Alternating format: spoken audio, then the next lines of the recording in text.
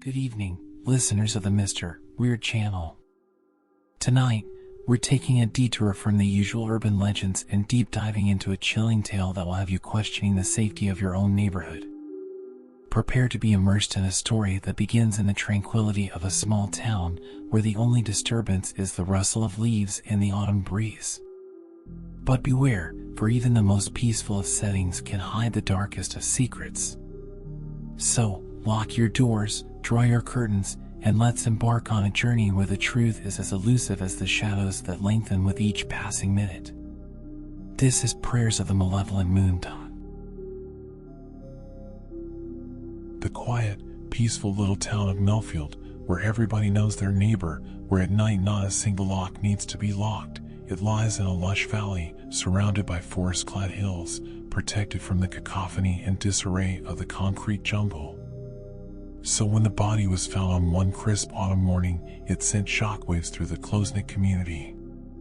Sheriff Ethan Briggs peered down at the lifeless form sprawled in a bed of fallen leaves, his withered face grim.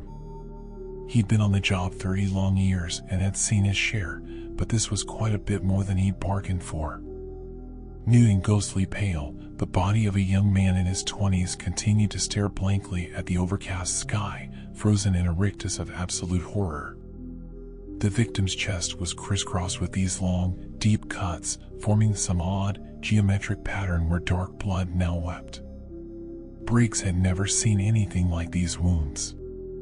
He knelt down, trying not to disturb the scene. What the hell could have done this? Some kind of ritual killing?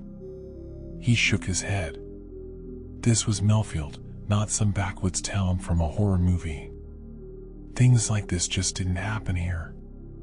Who found the body? Briggs asked, his eyes shifted to Deputy Rick Sullivan. The young man swallowed and went greener around the gills, staring fixedly at the gruesome sight. Two hikers found him, Sullivan murmured. They are pretty shaken up. I'll bet. Briggs sighed and rose slowly, his knees protesting. He wasn't as young as he used to be.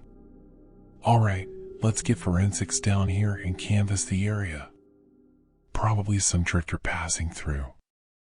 We'll wrap this up quickly. But as he said it, a cold feeling of unease crawled up the sheriff's spine. Something was wrong about this whole scene. He tried to shake it away. Just nerves, old man. You've been doing this too long. Watching the crime scene unit, he could not shake the feeling that this would be anything but an open and shut case, that it was just the beginning of something huge and a lot more sinister. The winds had made their way to gust through the trees, almost in whispers, in an unknown tongue. He merely trembled and looked away from the body, knowing full well that he would get to the bottom of this, one way or another, no matter how dark the road ahead was, or the nightmarish truths that waited in the shadows. Detective Sarah Reeves parked her car along the curb in front of the Millfield Sheriff's Department and gazed up at the nondescript brick building.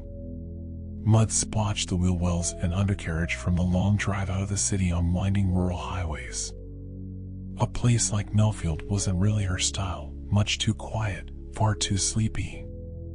She preferred the clamor and chaos of urban life. But when the request had come down from her captain to aid the local authorities with a bizarre murder, Sarah had jumped at the opportunity. One of the brighter, more talented young detectives on the force, Sarah had a keenly analytical mind and a dogged determination to untangle even the most intractable of cases. Well, if Millfield wasn't over its head with this one, she'd lend a hand. Sarah stepped out of the car, unknowingly checking her sidearm to ensure it was fitting snugly underneath the charcoal blazer. She straightened her collar and flicked a few unruly strands of dark hair back into place after the ride. Time to get to work. A minute later, Sarah was shaking hands with Sheriff Briggs in his cluttered office. He had a strong handshake for a man of his years, his palm rough with calluses. Thanks for coming all the way out here, Detective, Briggs had said as they took their seats. I'll be frank, we're at a bit of a loss with this one. Never seen anything like it. I'm at your service, Sheriff. What can you tell me about the victim? Briggs slid a thin folder across the desk to her. Name's Daniel Cobb, age 26.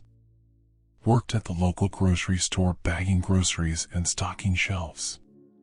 Kept to himself mostly. Bit of an odd duck from what we've gathered. She flipped the file open, studying the driver's license photo clipped inside. Daniel Cobb. He stared back at her, pale and unremarkable. Wisps of hair, eyes watery, a fragile curl of a mouth. He hardly looked like the type to end up ritualistically butchered in the woods. What was the cause of death? She asked. Blood loss from the lacerations, Briggs said, his mouth setting into a grim line. But the wounds themselves. Never seen anything like them. Weird geometric patterns were carved all over the poor bastard. Forensics is still trying to make sense of it. Sarah frowned, feeling a cold trickle of disquiet run down her spine. Ritual killings were always disconcerting and inherently dark in obsessions and beliefs, yet bringing the perpetrators of such crimes to justice was never easy. She closed the file. Do you mind if I take a look at the scene? I'd like to get a feel for it myself. Briggs nodded, relieved to have the reins taken from his grasp. He opened a drawer, fumbling for the keys to an official vehicle. I'll give you directions. We haven't touched the scene beyond documenting it. Didn't want to disturb any evidence. She drove another 15 minutes later, a muddy trail through the thick woods where Daniel Cobb had met his grisly end. Getting out of the car, she zipped up her coat against the bite of the autumn chill. With fallen leaves, riots of reds and golds, crunching under her boots, she ducked beneath the police tape marking off the small clearing. The center of the clearing was a churned mess of mud and leaves, with a couple of evidence markers scattered around. And there, starkly pale amidst the litter, was the chalky silhouette that had been Daniel Cobb's body. Sarah circled it slowly, trying to picture the scene. He had been sprawled on his back, limbs akimbo in a grotesque parody of ancient sacrificial rites. The slashes on his body seemed to form no pattern that she could discern. Just random slashes and gouges. Sarah bent over and brushed off some damp leaves to uncover the dark marks that had lain beneath them on the mast. The arterial spray of blood had marked his final moments, an abstract painting of suffering. An icy fist clenched in Sarah's gut, and she swallowed hard. Murders were never easy to watch, but, for some reason, this one bothered her more than most. She rose, tucking her hands into her pockets, and tried to imagine the scenario. Cobb was dragged here, already debilitated from captivity and torture. He'd been dragged into the center of the clearing, and then they'd cut him up like a Christmas ham and left him to bleed out into the uncaring earth. But why? What good could it possibly achieve to do such a brutal and bloody thing? Was it some twisted ritual demanded of a fragment of their broken psyche?